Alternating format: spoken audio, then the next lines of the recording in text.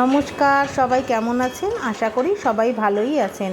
আমরা আবার চলে এসেছি আমাদের আগমনীর একটা নতুন দিনের গল্প নিয়ে। তালপাতার এক সেপাই ছিল, বলছি শোনো গল্প। হাত পা ছিল পাতার কাঠি, ওজন ছিল অল্প। ঠেলা দিলেই উল্টে পড়ে, এমনি সে পালোয়ান। চলতে গিয়ে কাঁপতে থাকে, এমনি সে জোয়ান। বৈশাখী ঝড় বইল যেমন, উড়িয়ে নিল ফুরফুর। তালপাতার সে হালকা দেহ, কেউ জানে না কত দূর। সুখলতা রায়ের এই কবিতাটা মনে পড়ছে। আজ কিন্তু পুজোর প্যান্ডেলে গিয়ে আমার এই কবিতাটার কথাই সবার আগে মনে পড়ল। এখানে পুরো তালপাতার থিমের ওপরই করা হয়েছে।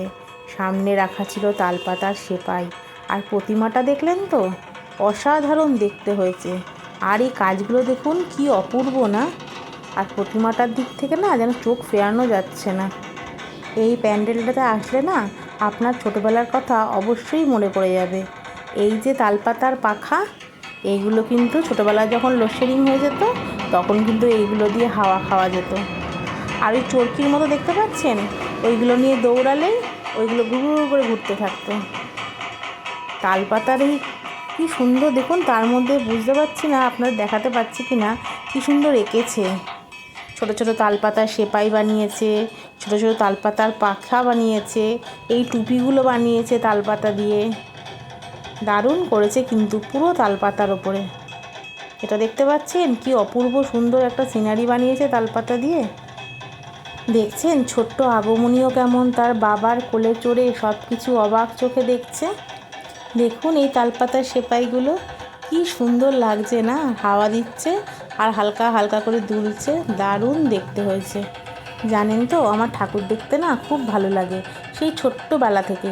আর কলকাতায় তো প্রচণ্ড ভিড় হতো, তাই জন্য বাবা ষষ্ঠীর আগেই জানেন তো আমাদের ঠাকুর দেখিয়ে দিত। এই দেখুন ইয়া বড় একটা তালপাতার সেপাই, এ কিন্তু ঝড়ে উল্টে পড়বে না, বেশ শক্তপোক্তই আছে। দেখতে পাচ্ছেন কি অপূর্ব না? দেখছেন কাণ্ড। আপনাদের সাথে গল্প করতে করতে বলতেই ভুলে গেছি কোথায় ঠাকুর দেখতে এসেছি। এটা হচ্ছে নোয়াপাড়া বারোয়ারির দুর্গাপূজা। ঠাকুর দেখতে বেরিয়েছি, আর একটু ফুচকা খাবো না তা কি হয়? চলুন একটু ফুচকা খেয়ে নিই, না হলে কিন্তু ঠাকুর রাগ করবেন। এই দাদাটার কাছ থেকে না আমরা প্রায় ফুচকা খাই, খুব ভালো মাখে। আপনি যদি চান জল দিয়েও ফুচকা দেবে, আর না হলে যদি বলেন চাটনি দিয়েও দেবে। আমার চাটনি দিয়ে ফুচকাটাও খেতে খুব ভালো লাগে। আর দই ফুচকাও বিক্রি হয় এখানে, কিন্তু এখন দইটা শেষ হয়ে গেছে, তাই জন্য দই ফুচকা হবে না। আমার না মনে হয় জীবনটা না এই তেঁতুল জলের মতো। দেখবেন যখন তেঁতুলের কথা মনে করবেন মুখে কিন্তু জল চলে আসবে। তেমনি জীবনেও যদি আপনি সবসময় ভালো কিছু ভাবনা চিন্তা করেন না, দেরি হলেও সেটা হবে। আর যদি সবসময় খারাপের কথা চিন্তা করেন না, তখন কিন্তু খারাপটাই বেশি ঘটে। আলু মাখাটা না হয়ে গেছে, আমি ফুচকাটা এবার খেয়ে নিই। হ্যাঁ, আজ তাহলে আসি, আবার আসবো নতুন দিনের একটা গল্প নিয়ে। ভালো থাকবেন, সুস্থ থাকবেন, আনন্দে থাকবেন।